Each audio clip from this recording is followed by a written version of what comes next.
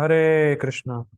आज चर्चा करने का प्रयास करेंगे 18वें अध्याय का 65 नंबर श्लोक, जो कि बहुत ही इंपॉर्टेंट है। और सर्व गुह्यतमम परम वचः, शास्त्रों का सार है ये। गीता का सार है, शास्त्रों का सार है। हम लोगों ने कल देखा था इसको। भगवान बोले थे परम वचः वक्ष्यामि ते हितम। हे अर्जुन, मैं तुम्हारे हित के लिए इसको बोल रहा हूँ। क्या श्लोक था? सर्व गुह्यतमम भूयः। ठीक है, याद नहीं आ रहा श्लोक, लेकिन सर्व गुह्यतमम भूयः, इस गुह्यतम ज्ञान को, जिससे देखिए हम लोगों ने चर्चा करा था, गुह्य ज्ञान मतलब ब्रह्मभूत अवस्था तक का ज्ञान, गुह्यतर ज्ञान परमात्मा का ज्ञान, और गुह्यतम ज्ञान भगवान देने वाले। और भगवान ने भूयः शब्द का इस्तेमाल किया था, मतलब 9वें अध्याय में भगवान ने इसको बोला था। अब भगवान की इच्छा कर रही थी दोबारा इस उपदेश को देने, क्योंकि भगवान को ये उपदेश बहुत प्रिय है। ये सब चर्चा हम लोगों ने कल किया था। ठीक है, तो ये सबसे गुह्यतम ज्ञान है जो हम लोग पढ़ने वाले हैं, और ये श्लोक पूरी गीता का सार है। और केवल गीता का ही सार नहीं, पूरे शास्त्रों का सार है। ठीक है, क्यों ये शास्त्रों का सार है? क्योंकि भगवान की प्राप्ति और भगवान की शुद्ध भक्ति हम कैसे प्राप्त कर सकते हैं, इसको इस श्लोक में कहा गया है। ठीक है, बहुत ही इंपॉर्टेंट श्लोक है। और मैं सबसे अनुग्रह करता हूं कि इस श्लोक को कृपया आप लोग याद कर लीजिएगा। ठीक है, जैसे कई बार, एक बार मुझसे पूछा गया था, बहुत पहले की बात है, लगभग 1.5 पौने 2 साल पहले की बात है। तो मेरे किसी रिलेटिव ने पूछा कि तुम तो बहुत गीता पढ़ते हो, गीता का सार क्या है? गीता का सार बताओ, कि मतलब पूरी गीता में आखिरी में करना क्या है? तो ये श्लोक बताया जाएगा। अगर कोई आपसे पूछे गीता का सार क्या है, गीता पढ़ने के बाद होना क्या है, करना क्या है, तो आपको ये करना है। ठीक है, 18.65। तो हम लोग श्लोक पढ़ते हैं। मन मना भव मद भक्तो मदयाजी माम नमस्कुरु, मामे वैश्यसि सत्यम ते प्रतिजाने प्रियोसि मे। मन मना भव मद भक्तो मदयाजी माम नमस्कुरु, मामे वैश्यसि सत्यम ते प्रतिजाने प्रियोसि मे। मन मना भव मद भक्तो मदयाजी माम नमस्कुरु, मामे वैश्यसि सत्यम ते प्रतिजाने प्रियोसि मे। मन मना भव मद भक्तो मदयाजी माम नमस्कुरु, मामे वैश्यसि सत्यम ते प्रतिजाने प्रियोसि में। संस्कृत देखिए। मन मना, मुझ में मन लगाओ। मुझ में मतलब भगवान कृष्ण में मन लगाओ, या भगवान कृष्ण के विषय में सोचो। भव मद भक्तो, मेरे भक्त बनो। इसमें रहस्यमय क्या है? इसमें रहस्यमय ये है कि जो भक्त नहीं है उसको बोला जा रहा है बनो।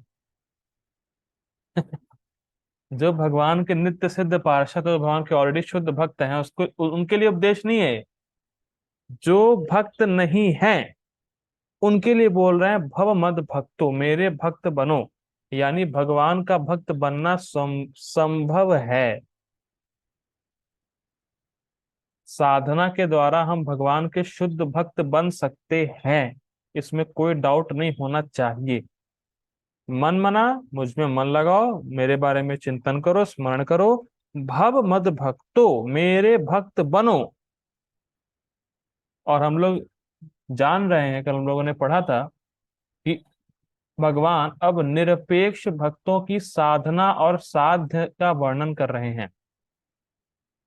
जो लोग कल आए थे उनको पता होगा, ये लिंक है कि भगवान अब निरपेक्ष भक्तों की साधना और साध्य का वर्णन कर रहे हैं। और निरपेक्ष भक्त वो होते हैं जो केवल शुद्ध भक्ति करते हैं। और हम लोग जो अभी भक्ति का मार्ग पकड़े हैं, भक्ति के मार्ग पे चल रहे हैं, हम लोग निरपेक्ष भक्त हैं। तो हमारे लिए यही साधना है। मैं फिर रिपीट कर रहा हूँ, हम लोग वर्णाश्रमों के नियमों का पालन नहीं कर रहे हैं। हम लोग वर्णाश्रम के अकॉर्डिंग नहीं चल रहे हैं, क्योंकि वर्णाश्रम है ही नहीं। इसीलिए हम लोगों की साधना ये है। क्या? मन मना, भगवान के बारे में सोचो, भगवान के बारे में स्मरण करो। भव मद भक्तो, मेरे भक्त बनो साधना के द्वारा। ठीक। मद याजी, मेरी पूजा करो, माम नमस्कुरु, मुझे प्रणाम करो। ठीक, ये हो गया साधन। आपको चार चीजें दिख रही हैं इसमें। चार चीजें हैं: भगवान के बारे में सोचना, भगवान का भक्त बनना, भगवान की पूजा करना, भगवान को नमस्कार करना। ये साधना है। दिस इज द प्रोसेस जिस पे हमें चलना है। केवल चार चीज: मनमना भवमद भक्त, मनमना भवमद भक्तो मदयाजी नमस्कुरु। सिंपल। ये हमारी साधना है। केवल चार चीज, इसके बाहर पांचवी चीज कुछ नहीं। अब साध्य का वर्णन हो रहा है कि अगर कोई ये चार चीज करता है तो उसको मिलता क्या है। देखिए, माम एवैष्यसि सत्यम ते, माम एवैष्यसि, तुम निश्चित रूप से मेरे पास आओगे।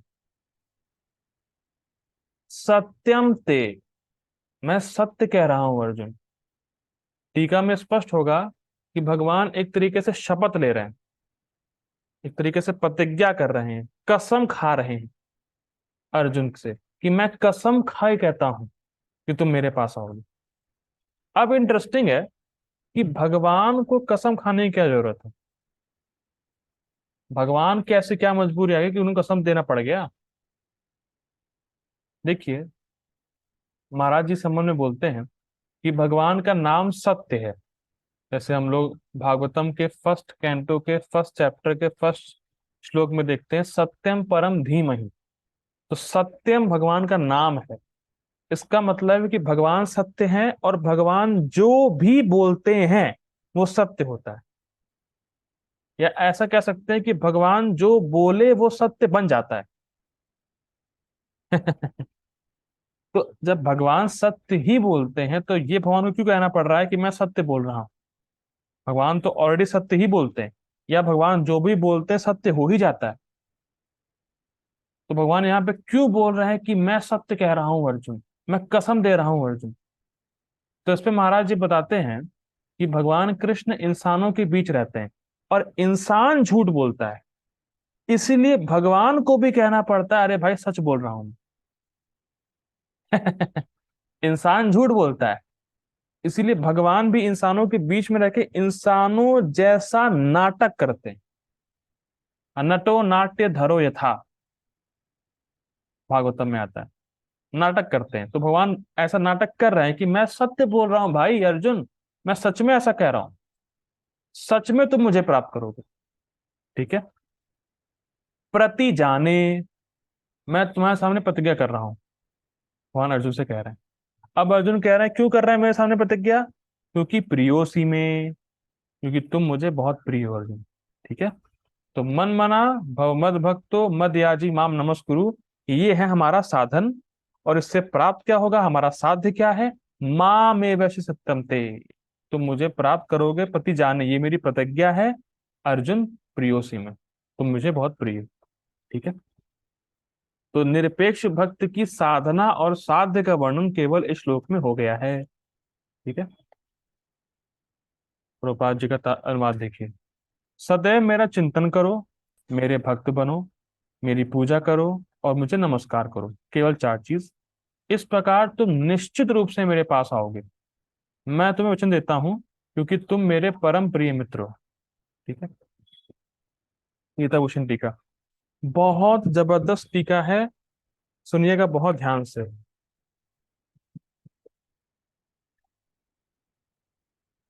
अब भगवान यहाँ पर अपनी आज्ञा दे रहे हैं। इसको पहले वर्णित किया गया था भगवत गीता 9.34 में। मुझ में अपने मन को केंद्रित करने के द्वारा मन मना, मेरी पूजा करने के द्वारा मदयाजी, मुझको प्रणाम करने के द्वारा माम नमस्कुरु, तुम मुझ कृष्ण को प्राप्त करोगे जो देवकी के पुत्र हैं और जो तुमसे बहुत प्रेम करते हैं। यहाँ पे क्या आपने हाईलाइट पॉइंट देखा, जो देवकी के पुत्र हैं और जो तुमसे बहुत प्रेम करते हैं। क्या केवल कृष्ण अर्जुन से ही प्रेम करते हैं कि हमसे भी प्रेम करते हैं। कृष्ण हम सबसे भी प्रेम करते हैं। देखिए कभी कभी ये बात डाइजेस्ट नहीं होती लोगों को। मैं इतना गिरा हुआ, मैं इतना कॉमन मैन, मैं इतना पापी, कैसे मुझे मेरा कृष्ण उद्धार करेंगे, कैसे मुझे कृष्ण प्रेम करेंगे। अरे फालतू आदमी, ये जो भी है, काम वासना या जो दुर्गुण है या जो भी चीजें हैं, ये आत्मा के ऊपर आवरण है। भगवान कृष्ण ये नहीं देखते। भगवान कृष्ण जीव आत्मा को देखते हैं जो पूरी तरह शुद्ध है। मैं जैसे जैसे फॉर एग्जाम्पल, ये एक ब्लैंकेट है, तो मैंने ऐसे इसको ढक दिया। आप मुझे देख पा रहे हैं? नहीं देख पा रहे हैं। सिंपल, ये आवरण है। ये हट भी सकता है क्योंकि मैं नहीं हूं। सिंपल। तो वैसे काम क्रोध लोभ दुर्गुण वासनाएं ये सब आवरण हैं जीवात्मा के ऊपर। ये हट सकता है। तो कृष्ण ये सब नहीं देखते, कृष्ण हमारे दुर्गुणों को नहीं देखते। कृष्ण ये देखते हैं कि बस भक्ति में लगा हुआ है, मेरी सेवा कर रहा है बस।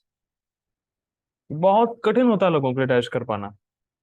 मैं तो ऐसा हूं, मैं तो वैसा हूं, मैं ये करता हूं, मैं वो करता हूं, कृष्ण मुझे कैसे एक्सेप्ट करेंगे।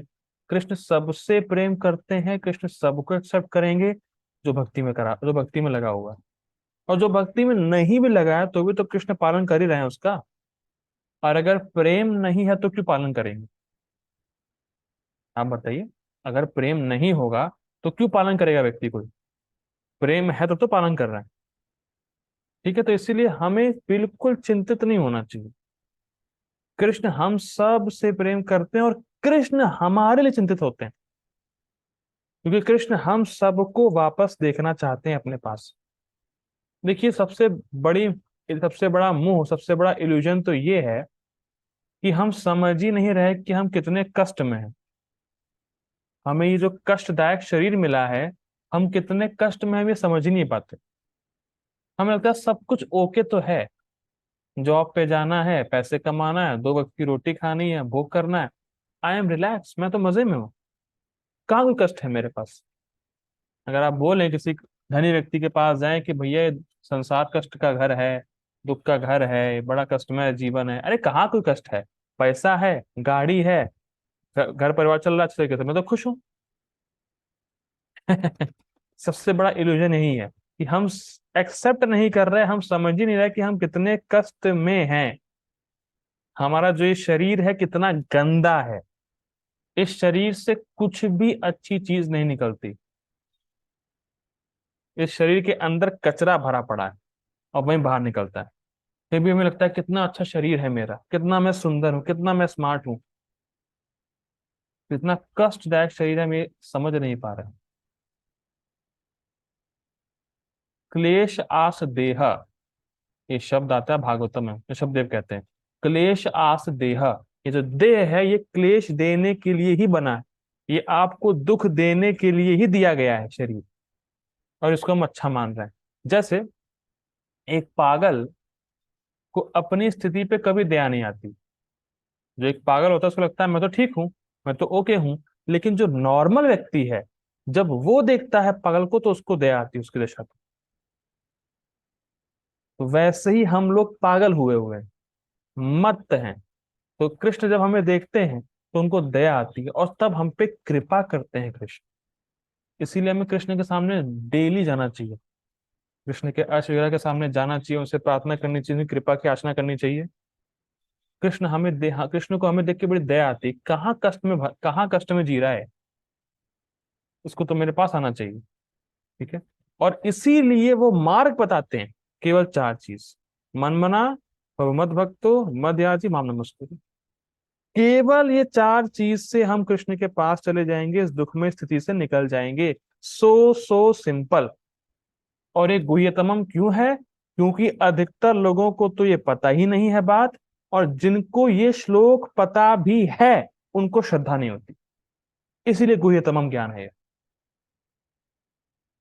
आप कितना भी संस्कृत पढ़ लो, मैं ऐसे लोगों को जानता हूं जिन्होंने एमए कर रखा है संस्कृत में, और उनको गीता पढ़ाई जाती है संस्कृत जब पढ़ाते हैं तो उनको ये श्लोक पता है, इस श्लोक की संस्कृत पता है, लेकिन फिर भी कृष्ण का भजन नहीं कर रहे। बताइए।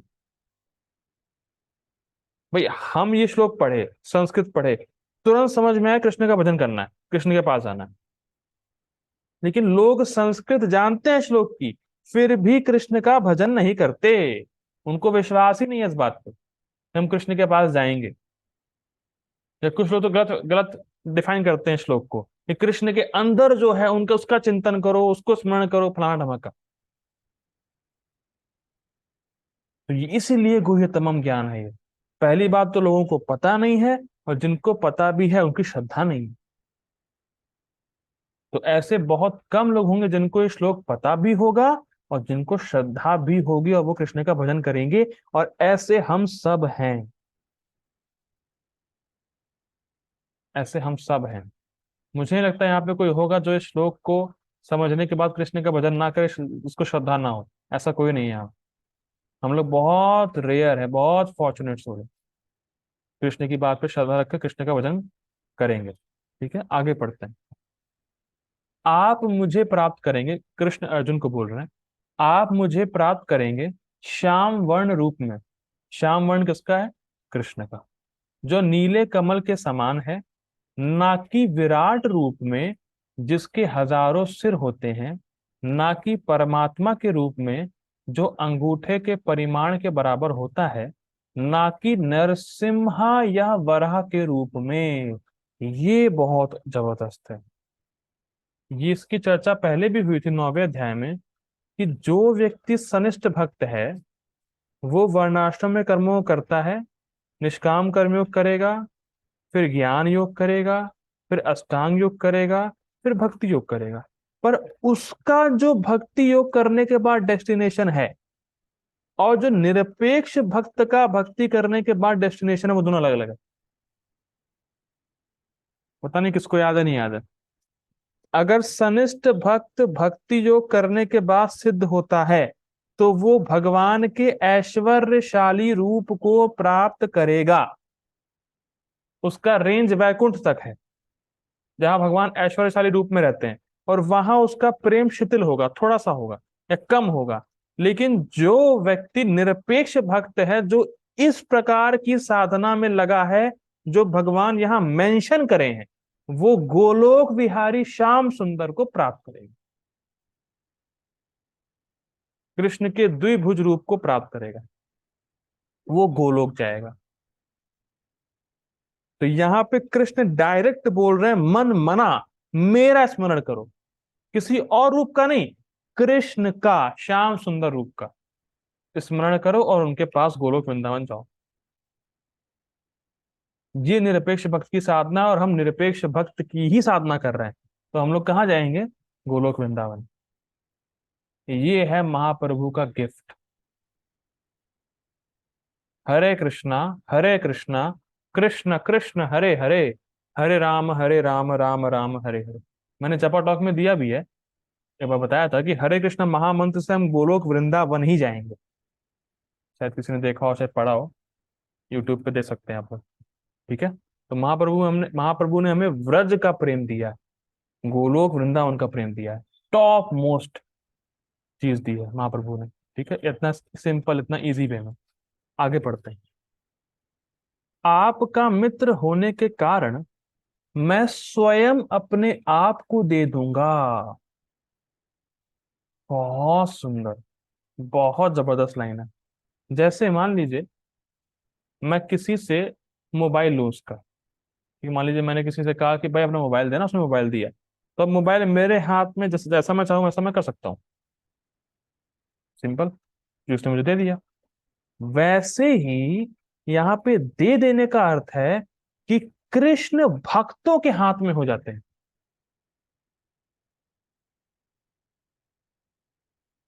ये बहुत इंटरेस्टिंग है।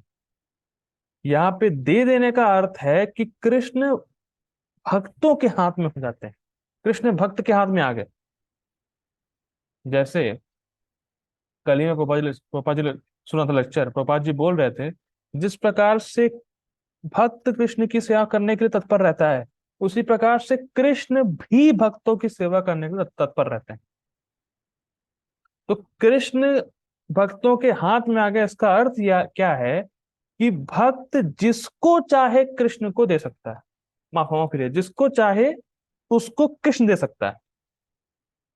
मैं फिर रिपीट कर रहा हूँ, शायद मिसअंडरस्टैंडिंग हो गई होगी।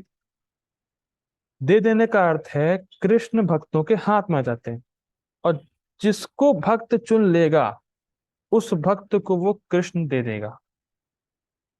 कहने का अर्थ क्या, देखिए, महाप्रभु कई बार बोलते थे अपने भक्तों से, पार्षदों से, कि तुमने मुझे खरीद लिया है, तुम जहां चाहो मुझे बेच दो। तो कृष्ण को कौन बेचेगा भाई?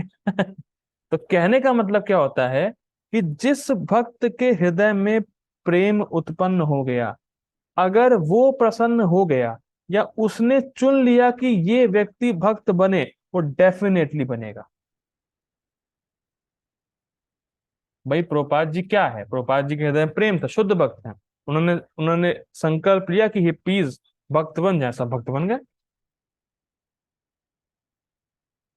बहुत सुंदर है, जिसके हृदय में प्रेम है, जो शुद्ध भक्त है, अगर वो प्रसन्न हो गया, उनका आशीर्वाद आपको मिल गया, आपकी निश्चित कृष्ण भक्ति निश्चित है आपके लिए, कृष्ण भक्ति में प्राप्त हो जाएगी।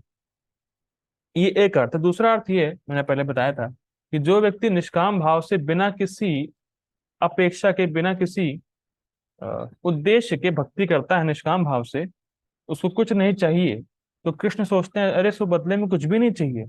तो जब इसको बदले में कुछ नहीं चाहिए तो मेरे पास कोई ऑप्शन ही नहीं है अपने को देने के अलावा, तो वो अपने आप को उस भक्त को दे देते हैं। आप समझ पा रहे हैं, कृष्ण अपने आप को दे दें आपको। कृष्ण है कौन? गोविंदमादि पुरुषम तम हम भजामी, अनंत कोटि ब्रह्मांड के मालिक, यस्य प्रभा प्रभवतो जगदंड कोटि, कोटिश शेष सुधाति विभूति भिन्नम तद ब्रह्म निष्कलम अनंतम अशेष भूतम, गोविंदमादि पुरुषम तमहम भजामि। जिसकी प्रभा, जिसकी जो अंग कांति में अनंत कोटि ब्रह्मांड तैर रहे, वो आपको दे देगा अपने आप को। हम कल्पना ही नहीं कर सकते हम कितनी बड़ी बात सुन रहे हैं। पढ़ के निकल जाएंगे कि हाँ स्वयं कृष्ण अपने आप को दे देंगे, पर है कौन कृष्ण? कभी विचार करिएगा, कृष्ण कितने कितना प्रेम करते हैं। कोई देवता ऐसा नहीं मिलेगा आपको जो अपने उपासक को खुद को दे दे, कोई ऐसा देवता नहीं है। और कृष्ण परम ईश्वर, परमेश्वर, पर ब्रह्म होते हुए भी भक्तों को दे देते हैं। ये है कृष्ण की भक्त वत्सलता। और सुंदर, बहुत ही सुंदर लाइन है। ठीक है, आगे पढ़ते हैं।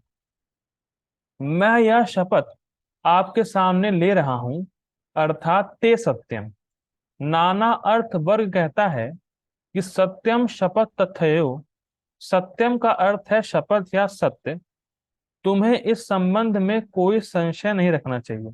इसका क्या कहने का अर्थ है?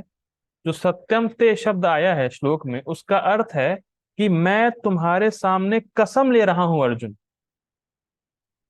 कि तुम मेरे पास आओगे। अब भगवान को कसम लेने की जरूरत क्यों पड़ गई? बहुत सुंदर लिखा है बलदेव विद्याभूषण जी ने, कि भगवान क्यों कह रहे हैं कि मैं कसम ले रहा हूं, मैं कसम खाता हूं। ऐसा क्यों बोल रहे हैं भगवान? देखिए, ये टीका इतनी जबरदस्त है कि अगर ये टीका नहीं पड़े तो कुछ फ्लेवर नहीं बनेगा, रस नहीं मिलेगा। बड़ा स्वादिष्ट टीका है ये। देखिए क्यों भगवान कह रहे हैं कि मैं कसम ले रहा हूं। देखिए, अब मान लीजिए अर्जुन ये कहे कृष्ण से, देखिए, अब ये अर्जुन का डायलॉग है, लेकिन मेरा संशय समाप्त नहीं हुआ है। जब भगवान ने बोला ना कि तुम चार चीजें करोगे तो अवश्य मेरे पास आओगे, तो अर्जुन कह रहे हैं लेकिन मेरा संशय समाप्त नहीं हुआ है, क्योंकि आपने वचन दिया था कि आप मथुरा से व्रज में आएंगे, परंतु आप वापस नहीं आए थे। समझ में आ रहा है?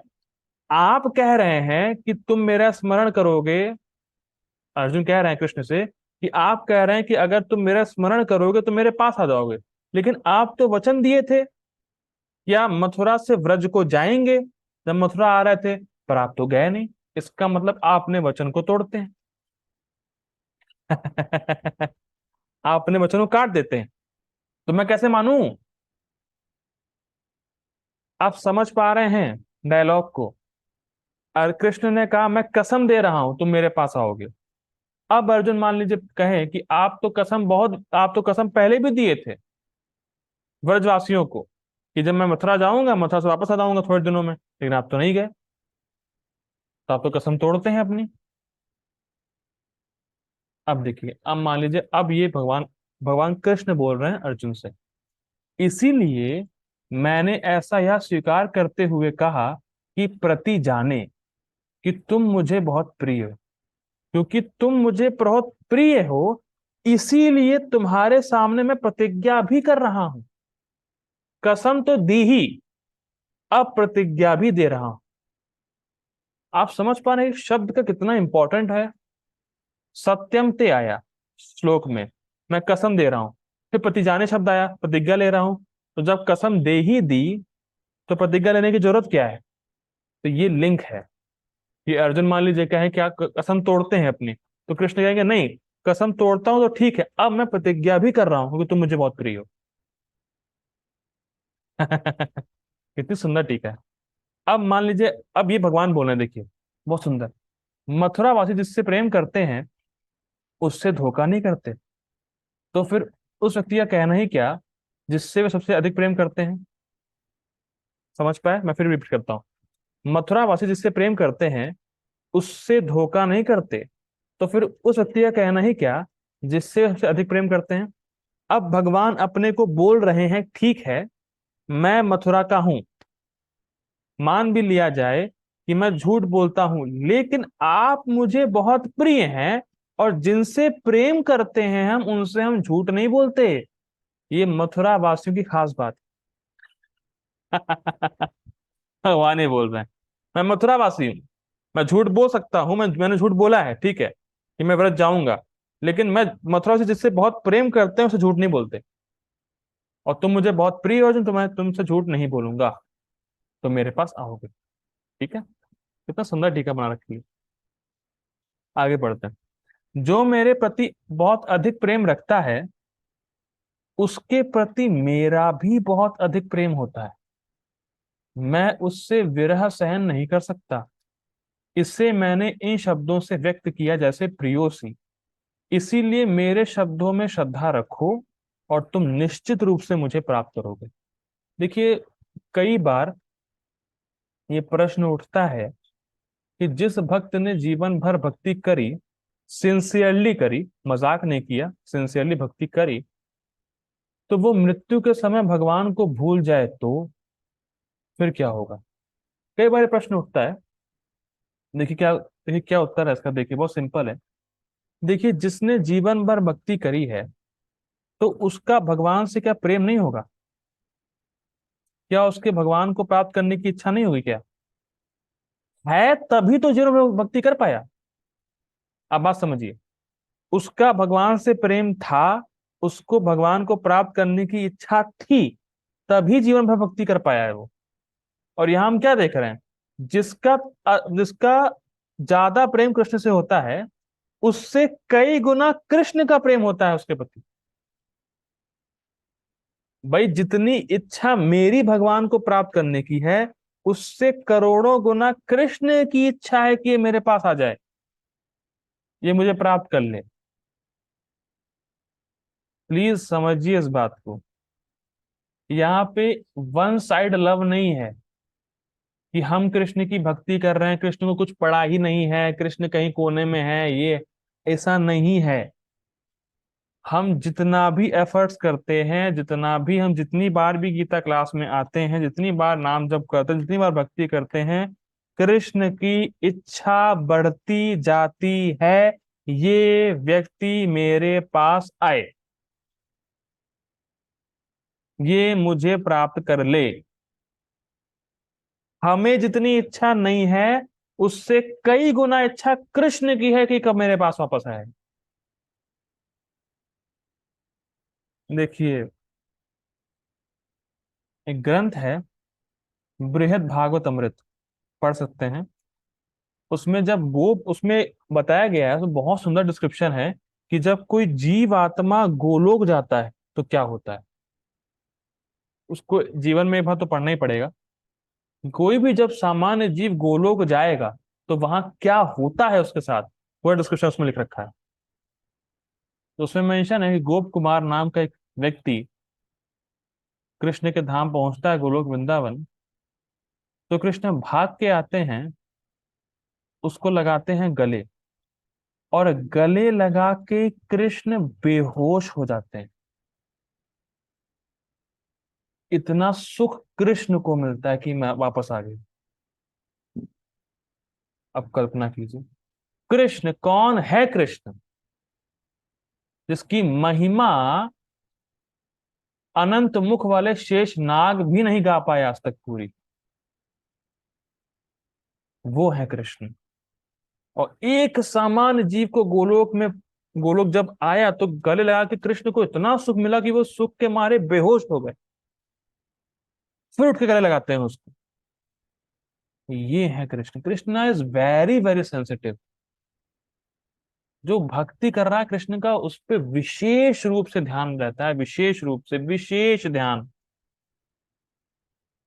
जिस, देखिए बार बार मेरे दिमाग में तो यही बात आती है, जिसने एक बार कृष्ण का नाम लिया है, कृष्ण की मति ऐसी होती है कि ये व्यक्ति मेरा है और इसकी रक्षा मुझे करनी है। ये कर्तव्य बन जाता है कृष्ण का। और कृष्ण अपने कर्तव्य से कभी चूकते नहीं। बहुत सुंदर उसमें आता है, तद विषया मति। कृष्ण की ऐसी मति हो जाती है कि ये व्यक्ति तो मेरा है, ये मेरा आदमी, और इसकी मुझे रक्षा जीवन भर करनी, जीवन पर्यंत भी करनी। तो हमारी जितनी इच्छा नहीं, उसने उससे ज्यादा इच्छा कृष्ण की है हमें वापस बुलाने की। इसीलिए भगवान कह रहे हैं कि मेरे शब्दों में श्रद्धा रखो, निश्चित रूप से तुम मुझे प्राप्त करोगे। तो देखिए प्रैक्टिकल लेवल पे बात की जाए, तो जिसने शिला प्रभुपाद जी पे और कृष्ण की बात पर श्रद्धा रखकर जीवन भर भक्ति कर ली है, भगवान उसको कभी धोखा नहीं देंगे। ऐसा हो ही नहीं सकता है कि वो कृष्ण के पास ना गए। कभी फेल नहीं हो सकता। जिसने 16 माला का जप, 4 नियम का पालन और कृष्ण की भक्ति सिंसियरली करी है जीवन में, एक जीवन में, ये पॉसिबल नहीं कि वो कृष्ण के पास ना जाए। असंभव। और कदाचित अगर उसका दोबारा जन्म होता भी है, कदाचित बाई चांस, बाई चांस मतलब कृष्ण की अगर इच्छा है, अगर उसका दोबारा जन्म हो, तो अगर होता भी है तो वो भगवान के प्रेम का अनुभव या भक्ति का जो फल है उसको अनुभव करने के लिए ही जन्म लेगा। कर्मानुसार जन्म हो ही नहीं सकता उसका। यहाँ पे जितने भी व्यक्ति क्लास सुन रहे हैं, जितने जिन लोगों ने भी नाम जप किया है, उसका, उन लोगों का कर्मों के हिसाब से दोबारा जन्म नहीं हो सकता। मैं उसको दोबारा रिपीट करूंगा। जिसने भी हरि नाम लिया है, जिसने भी भगवान के बारे में श्रवण किया है, उसका अगर दोबारा जन्म होता है तो कर्म के अनुसार जन्म नहीं होगा, भगवान की डायरेक्ट इच्छा से ही जन्म होगा, अगर हुआ तो। ठीक है। इसलिए भगवान की बात पर श्रद्धा रखनी चाहिए, प्रभुपाद जी बात पर श्रद्धा रखनी चाहिए। जो उन्होंने प्रोसेस दिया है, जो मार्ग बताया, उसको चलने से हम निश्चित रूप से कृष्ण को प्राप्त करेंगे, ये विश्वास होना चाहिए। ठीक है। परपोर्ट हम लोग देखेंगे नेक्स्ट मीटिंग में। Please join again. हरे कृष्णा।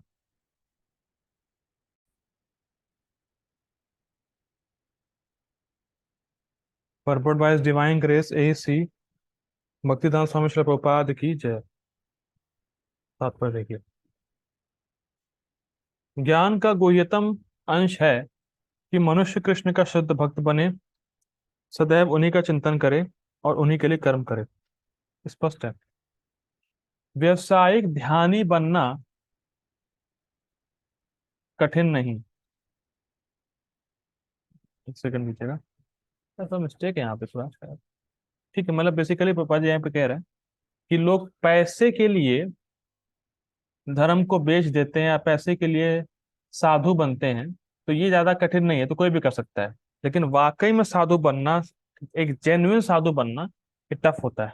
ठीक है। लोग लोग ऐसा करते हैं, लोग बहुत राग लेके गाते हैं, हरे कृष्ण ऐसे गाते हैं। उनका ध्यान रहता है कि बस सुर सही है कि नहीं सही है, लोग अप्रिशिएट करें नहीं करें उसको। उनका कृष्ण प्रसन्न हो या दिल से गाना, ये सब उनका नहीं रहता। पैसे के लिए करते हैं सब, ये सब करना ज्यादा मुश्किल नहीं, कोई भी कर सकता है। ठीक है, आगे पढ़ते हैं। जीवन को इस प्रकार ढालना चाहिए कि कृष्ण का चिंतन करने का सदा अवसर प्राप्त हो। ये बहुत इंटरेस्टिंग है कि हम कोई भी कर्म करें तो उसका कनेक्शन कृष्ण से देखने का प्रयास करें, तभी कृष्ण का स्मरण हमें हो पाएगा। और कृष्ण से अपने कर्म का कनेक्शन देख पाना, ये तब होगा जब हम प्रचुर मात्रा में श्रवण और कीर्तन करेंगे, या हमने किया हो। क्योंकि श्रवण और कीर्तन के बिना स्मरण होता नहीं। इसीलिए श्रवण कीर्तनम और स्मरणम बाद में आया है, पहले श्रवण कीर्तन आता है। कि श्रवण कीर्तन के बिना स्मरण होता नहीं।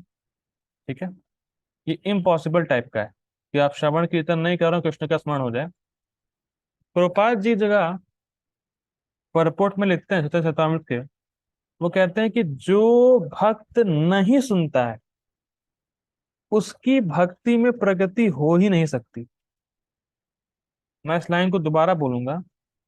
जो भक्त कृष्ण के बारे में नहीं सुनता है उसकी भक्ति भक्ति में प्रगति नहीं हो सकती। ये प्रभुपाद जी का डायरेक्ट स्टेटमेंट है। ठीक है, तो इसलिए जब श्रवण कीर्तन करेंगे तब कृष्ण का स्मरण होगा, तब हम कृष्ण से अपने कर्मों के कनेक्शन को देख पाएंगे। ठीक है, आगे पढ़ते हैं।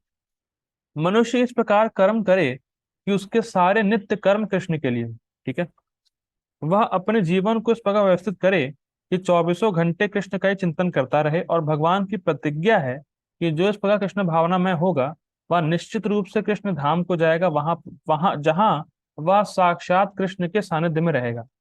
देखिए, बहुत सिंपल लग रहा होगा, बस सिंपल है नहीं। दुनिया में कितने लोगों को तो यही नहीं पता भगवान कौन है, फर्स्ट पॉइंट। दूसरा, लोग झगड़ा करने में लगे हैं कि भगवान है कि भगवान नहीं है, लोग कंफ्यूज है। और हमें ये तरीका मिला है कि हम जानते हैं भगवान है कौन, और भगवान के साथ चौबीसों घंटे क्या शाश्वत समय के लिए हम रह सकते हैं। जैसे मैंने कल ही बताया था कि you can touch Krishna, you can feel Krishna, सब कुछ कर सकते हैं। हमें पता भी है भगवान कौन है, बिल्कुल प्रामाणिक रूप से। और दूसरा, हम भगवान के साथ हमेशा हमेशा के लिए रह सकते हैं, तरीका मालूम चल गया। ये कितना रेयर है। देखिए 90% लोगों को पता ही नहीं भगवान कौन है। 9% लोग ऐसे हैं जो इसी में खोए हुए हैं कि भगवान है कि नहीं है। और 1% कोई है जिसको पता है कि भगवान कौन है और उनके पास जाना कैसे। और उसमें हम लोग आते हैं, इसीलिए गुह्यतम बोला गया। ठीक है। ठीक है? और यहाँ पे प्रपात ये भी बोल रहे हैं कि अपनी लाइफस्टाइल को ऐसे सेट किया जाए कि जिससे कृष्ण का स्मरण ज्यादा से ज्यादा हो। देखिए, स्मरण कैसे होगा? जब हम भगवान कृष्ण की लीलाओं का श्रवण करेंगे। एक जगह तो भगवान की बाल लीला को सुनने का फल, श्रुति फल बताया गया है कि जो भगवान की बाल लीला को सुनता है उसका, ऐसा कुछ है कि उसका, मुझे एग्जैक्ट रिमेम्बर नहीं आ रहा है। ये नारद मुनि बोलते हैं कि जो कृष्ण की बाल लीलाओं को श्रवण करता है उसे कृष्ण प्रेम प्राप्त होता है। जिस प्रकार से गोपियों की मति कृष्ण के बाल चरित्र में थी, वैसे ही मति हमें हमारी हो जाती कृष्ण के चरणों में। ऐसा कुछ तो है। तो बेसिकली सिंपल हमें समझना है कि जितना हम कृष्ण के बारे में श्रवण करेंगे उतना कृष्ण का स्मरण होगा। तो हमें अपनी लाइफस्टाइल को ऐसे सेट करना है प्रैक्टिकल लेवल पे कि हमें सुबह और शाम को कृष्ण के श्रवण का समय मिल सके। सिंपल प्रैक्टिकली ये देखा जाएगा। आप दिन भर अपना काम धंधा करें जो आप करते हैं, और सुबह और शाम कृष्ण के श्रवण में लगाए, जिससे कृष्ण का स्मरण आपको हो सके। ठीक है। यह गुह्यतम ज्ञान अर्जुन को इसलिए बताया गया क्योंकि वह कृष्ण का प्रिय मित्र सखा है। जो कोई भी अर्जुन के पथ का अनुसरण करता है वह कृष्ण का प्रिय सखा बनकर अर्जुन जैसी सिद्धि को प्राप्त कर सकता है। देखिए, बहुत सिंपल है, बहुत ही सिंपल। अगर कोई मित्र है आपका तो आप उसको प्रसन्न करना चाहेंगे नहीं करना चाहेंगे? करना चाहेंगे, सिंपल है। और प्रसन्न करना shows your love towards that person. Clear हो रहा नहीं हो रहा? आपका कोई मित्र है तो आप उसको प्रसन्न करना चाहेंगे। और प्रसन्न करना ये दर्शाता है कि आपका उसके प्रति प्रेम है। और जिससे आप प्रेम करते हैं, अगर वो आपसे कुछ मांगे तो आप उसको देंगे, स्वाभाविक है। अब बहुत ध्यान से सुनिएगा, जो मैं बोलने जा रहा हूँ बिल्कुल प्रैक्टिकल है। तो भगवान आगे बोलेंगे इसी शायद नेक्स्ट टू नेक्स्ट श्लोक 67 श्लोक में बोलेंगे, इसके बाद जो श्लोक है उसके बाद वाले श्लोक में भगवान बोलेंगे कि जो व्यक्ति इस गीता के ज्ञान को दूसरों को देता है, उसको मेरी शुद्ध भक्ति प्राप्त होती है और वो निश्चित रूप से मेरे धाम जाएगा। उसके नेक्स्ट में भगवान बोलते हैं कि जो व्यक्ति इस गीता के ज्ञान को दूसरों को देता है, उससे प्रिय, उससे अधिक प्रिय मुझे कोई है ही नहीं। तो हमें केवल ये स्मरण करते रहना, हमें केवल ये ध्यान देना है, कैसे मैं कृष्ण की इच्छा में निमित्त बनूं। कृष्ण की जो इच्छा है कि गीता का प्रचार हो, उसमें मैं कैसे निमित्त बनूं। अगर आपका ये बराबर चिंतन है तो आप कृष्ण का स्मरण कर रहे हो, और ये करना इजी है, क्योंकि हम कृष्ण के रूप का स्मरण और कृष्ण की लीलाओं का स्मरण अभी नहीं कर सकते, हमारा ये लेवल है ही नहीं। तो अगर बस आप ये ध्यान रखें कि मैं कैसे लोगों को गीता के बारे में बताऊं, कृष्ण के बारे में बताऊं, कृष्ण की कीर्ति का प्रचार मैं कैसे करूं, अगर ये विचार हमेशा मन में है, तो आप कृष्ण का स्मरण कर रहे हो 24 घंटे। क्योंकि जिसको आपको बदनाम करना है, जिसका आपका नाम प्रचार करना है, वो कम से कम याद तो रहे व्यक्ति है कौन वो। जैसे मान लीजिए आपको किसी का, जैसे मान लीजिए आपको आपको मेरा अपमान करना है समाज में, तो आपको पता पता तो हो किसका अपमान करना है, और जिसका अपमान करना है उसके बारे में आप सोचेंगे तब अपमान कर पाएंगे। सिंपल। तो अगर कृष्ण का अगर आपको प्रचार करना है तो आपको कृष्ण का स्मरण करना ही पड़ेगा, और कृष्ण का स्मरण हो रहा है तो मन मना हो रहा है। ठीक है, बहुत इंपॉर्टेंट है। आगे पढ़ते हैं। ये शब्द इस बात पर बल देते हैं कि मनुष्य को अपना मन उस कृष्ण पर एकाग्र करना चाहिए जो दोनों हाथों में वंश धारण किए, श्याम सुंदर रूप, सुंदर मुखवाले तथा अपने बालों पर मोर पंख धारण किए हुए हैं, सांवले बालक के रूप में है। इस पे फोकस करना है, हमें इस पे अपने मन को लगाना है। कृष्ण का वर्णन ब्रह्म संहिता तथा अन्य ग्रंथों में पाया जाता है। मनुष्य को परम ईश्वर के आदि रूप कृष्ण पर अपने मन को एकाग्र करना चाहिए। अब जो लाइन प्रभुपाद जी लिखेंगे वो घुमा देगी। उसे अपने मन को भगवान के अन्य रूपों की ओर नहीं मोड़ना चाहिए। अब ये क्या प्रभुपाद जी बोल रहे हैं, मतलब हम राम जी पे ध्यान ना करें, और वराहदेव पे ध्यान ना करें, नरसिंह देव पे ध्यान ना करें, मतलब कहना क्या चाह रहे हैं। देखिए, इसको बहुत ध्यान पूर्वक समझिएगा। इसको बोलते हैं इष्ट निष्ठा। क्या बोलते हैं? इष्ट निष्ठा। इष्ट निष्ठा हमें केवल कोई एक ही रूप के प्रति होती है। आपके बहुत सारे इष्ट नहीं हो सकते। देखिए, भक्त भगवान विष्णु के बारे में, नारायण के बारे में, राम जी के बारे में, वरादेव के बारे में, इन सब के बारे में सुन सकता है, नो डाउट। लेकिन उसकी निष्ठा एक पर होती है, कृष्ण पर। जब परीक्षित महाराज 9वें स्कंद तक सबके बारे में सुने, तो परीक्षित महाराज सुखदेव गोस्वामी से कहा कि सबके बारे में आपने बता दिया, अब कृष्ण के बारे में ही बताइए एक्सक्लूसिवली। मैं केवल अब कृष्ण के बारे में जानना चाहता हूँ, मुझे और किसी के बारे में जानना ही नहीं। तो इसीलिए 10वें स्कंद में केवल कृष्ण के बारे में वर्णन है, क्योंकि परीक्षित महाराज की इष्ट निष्ठा कृष्ण पर थी। देखिए, प्रभुपाद जी कृष्ण के शुद्ध भक्त हैं, हम लोग गौड़ी वैष्णव परंपरा में आ रहे हैं, तो हमारी इष्ट निष्ठा केवल कृष्ण पर होनी चाहिए। और कृष्ण का कौन सा स्वरूप? श्याम सुंदर रूप। इसलिए प्रभुपाद जी यहाँ पे लिख रहा है, भगवान के नाना रूप हैं यथा विष्णु नारायण राम वराह आदि, किंतु भक्त को चाहिए कि अपने मन को उस एक रूप पर केंद्रित करे जो अर्जुन के समक्ष था, श्याम सुंदर रूप। कृष्ण के रूप पर मन की यह एकाग्रता ज्ञान का गुह्यतम अंश है, जिसका प्रकटीकरण अर्जुन के लिए किया गया, क्योंकि वह कृष्ण का अत्यंत प्रिय सखा है। देखिए, बहुत ही सिंपल पापा जी बोल रहे हैं कि इस प्रकार की जो एकाग्रता है, जो कृष्ण पे पूरा मन को लगा देना, इससे क्या होता है, इससे हमारे हृदय में कृष्ण प्रेम उत्पन्न होगा, और जब कृष्ण प्रेम उत्पन्न होगा तो भगवान की लीलाओं का स्मरण होगा, और जब भगवान की लीलाओं का स्मरण होगा तो हम भगवान की लीला में प्रवेश कर जाएंगे। तो सिंपल इस, अगर श्लोक का सार देखा जाए, शास्त्रों का जो सार है इस श्लोक, उसको कंक्लूड किया जाए, तो बेसिकली ये यही बता रहा है कि जीवन को इस प्रकार से जिए कि इस श्लोक को जीने के लिए बहुत समय हो। मैं फिर रिपीट कर रहा हूं, जीवन को इस प्रकार से जिए कि इस श्लोक को जीने के लिए आपके पास बहुत समय है। केवल 2 वक्त की रोटी के लिए इतनी मेहनत करना, गधे की तरह काम करना, ये सब नहीं सही है। थोड़ा बहुत करिए, जितना जरूरत है उतना करिए, और बाकी पूरे समय इस श्लोक को जीने का प्रयास करिए। मन मना, मद भक्तो, मद याजी, माम नमस्करो, केवल 4 चीज, इससे आप भगवान की प्राप्ति अवश्य करेंगे। भगवान कसम दे रहे हैं और प्रतिज्ञा भी कर रहे हैं। ठीक है, हम लोग ये रुकते हैं आज। श्रील प्रभुपाद की जय, श्री भगवद गीता की जय। Thank you for joining. Hare Krishna.